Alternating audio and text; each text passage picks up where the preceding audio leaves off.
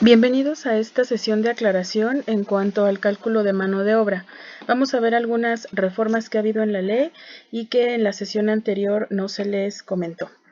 Bueno, en la primera nota que tenemos la parte de la cuota fija.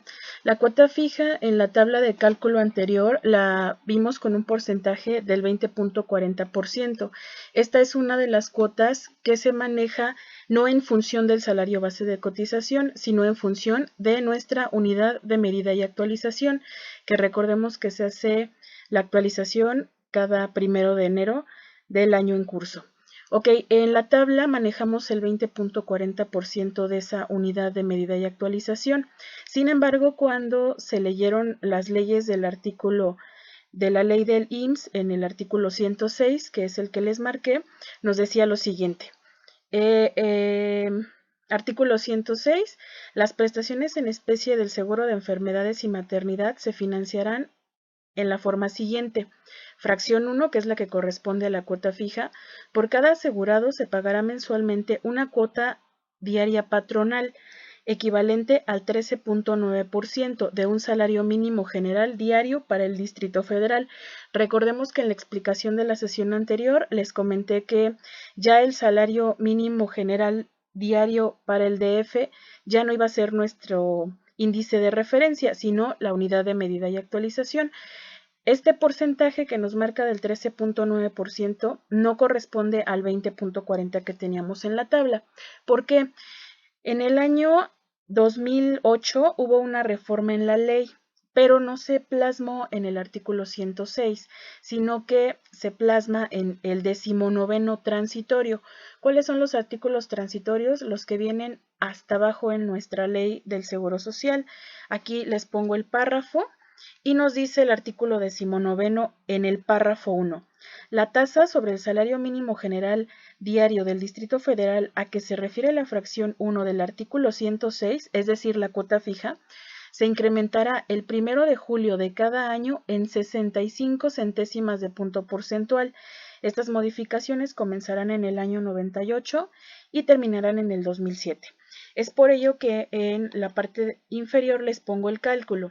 Nos maneja que estas modificaciones comienzan en 1998 al 2007. En ese transcurso pasan 10 años, en donde, según lo que nos dice el párrafo 1 de ese artículo 19, hay un incremento de 0.65 centésimas de punto porcentual. Tenemos que hacer un pequeño cálculo. 10 años, que son del 98 al 2007, por 0.65%, lo cual nos va a dar un 6.5%.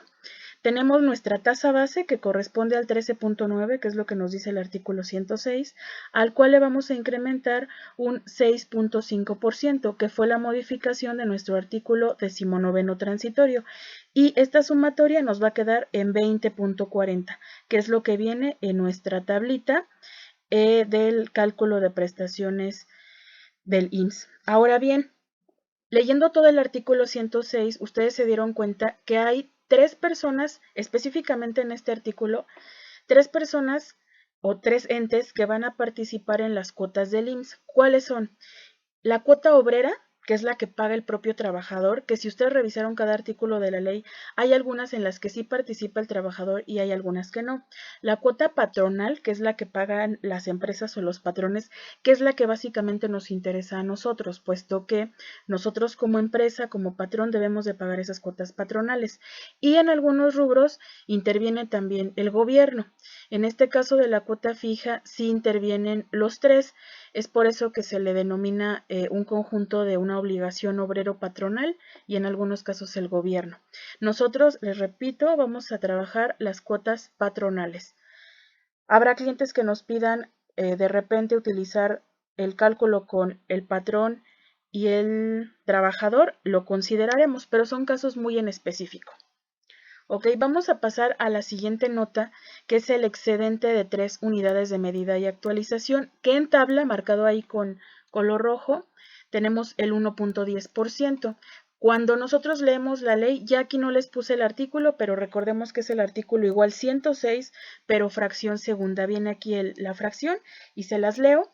Para los asegurados cuyo salario base de cotización sea mayor a 3 veces el salario mínimo general diario para el Distrito Federal, se cubrirá además de la cuota establecida en la fracción anterior una cuota adicional patronal equivalente al 6% y otra adicional obrera del 2% de la cantidad que resulte de la diferencia entre el salario base de cotización y 3 veces el salario mínimo citado. Por ejemplo, en esta fracción vemos dos cuotas, la patronal y la obrera. Nosotros nos vamos a enfocar al 100% en la patronal, que nos dice que es del 6%, cosa que no corresponde con lo que les mencioné en la tabla del 1.10%. Para esto, regresamos al artículo 19º transitorio, párrafo 2. Aquí se los manifesté y dice lo siguiente. Las tasas a las que se refiere la fracción 2 del artículo 106 se reducirán el 1 de julio de cada año en 49 centésimas de punto porcentual, la que corresponde a los patrones, y en 16 centésimas de punto porcentual, la que corresponde pagar a los trabajadores. Estas modificaciones comenzarán en el año 1998 y terminarán en el año 2007. Caso contrario a nuestro caso anterior, que fue la cuota fija, donde se incrementaba ese 6.5% por año, aquí va a decrementar. Volvemos a tener del 98 al 2007 10 años y tenemos una disminución de 0.49 centésimas de punto porcentual. Hacemos nuestro cálculo, 10 años por 0.49% nos va a dar en negativo menos 0.49%. Ahora vamos a aplicarlo a la tasa base, que fue del 6, según lo que nos dice la fracción 2 del 106, 6% menos 0.49% del cálculo de este decremento, y nos va a quedar un 1.10, que es el que efectivamente viene en nuestra tabla. Entonces, esa parte es muy importante para que en estos dos rubros consideren que aparte del 106, fracción 1 y fracción 2 respectivamente, se va a ver afectado por el artículo 19º transitorio, párrafo 1 y párrafo 2. Ok, en esta tablita les muestro cómo es una prima de riesgo de trabajo declarada. Este es el formato que nos da el IMSS para las empresas. Recordemos que ese riesgo de trabajo primero se determina clasificando nuestra actividad como empresa, nuestro objeto social, y después se basa en las estadísticas, cómo nos hemos comportado a lo largo de nuestro ejercicio. En este caso, en el ejemplo que les muestro, tenemos la fecha de solicitud del trámite es 31 de julio del 2017, viene lo que es la razón social, el registro patronal con la delegación, subdelegación según la ubicación que le corresponda, la razón social, la actividad económica, la clase 5 que es la más riesgosa, fracción 412, el nombre del representante legal, y el trámite es la determinación de la prima de riesgo de trabajo. Y tenemos aquí unas estadísticas que van en función del sistema del IMSS. Revisan el periodo 2016, la prima anterior para esa empresa fue de 5.58875. Si vemos a razón de la prima más alta, que es de 7.58875, esta empresa ya la tuvo antes más bajita. Y la prima declarada para todo 2017, es decir, todo lo que va a pagar, con qué porcentaje se paga con la prima declarada al año vigente, es de 4.58875. Si nos damos cuenta, baja de 5 a 4. Les reitero, como les explicaba en la parte del cálculo en la sesión anterior, esta prima es particular y puede bajar. Por ejemplo, en este caso en particular, si en este año 2017 la empresa llegó a tener algún accidente, seguramente para el 2018, en su prima de riesgo de trabajo, incrementaría de acuerdo al tipo de accidente y al grado de riesgo que ese accidente representa para con la empresa. Entonces, este ejemplo es de cómo es el formato para nuestras primas de riesgo de trabajo.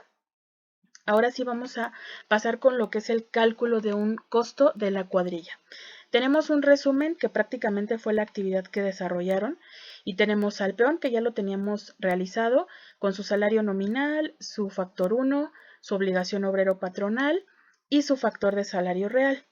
Aquí viene el oficial albañil, que fue el que les dejé de actividad, 300 pesos, su factor 1, que es el mismo del anterior, la obligación obrero patronal, nuestra multiplicación y nuestro FASAR. Ok, tenemos el cálculo de cómo se aplica ese factor de salario real. Tengo primero al oficial albañil. Su salario base es de 300 pesos, según el marcado en tabla. Su FASAR me dio de 1.706706 y voy a obtener su salario real, que es la multiplicación de mi salario base por mi FASAR, y me va a dar un salario real de 512.01 pesos por jornada. Este ya incluye las prestaciones de ley que le tengo que asignar. Tenemos al peón, lo mismo, salario base 214.28, su FASAR 1.733758 y su salario real. Multiplicamos esos 214.28 por su factor de salario real de 1.733758, nos da 371.51. Igual, este salario es lo que realmente gana ya con las prestaciones incluidas. Mi integración de cuadrilla. Tengo una cuadrilla de un oficial albañil más un peón. Salario real del oficial albañil más salario real del peón me da un total de 883.52 pesos. Este es el costo por jornada. Recordemos que todos los salarios, la unidad van a ser jornada. La forma en la que vamos a medir, este sería el costo de mi cuadrilla y así es como lo tengo que manejar en mi integración de precios unitarios.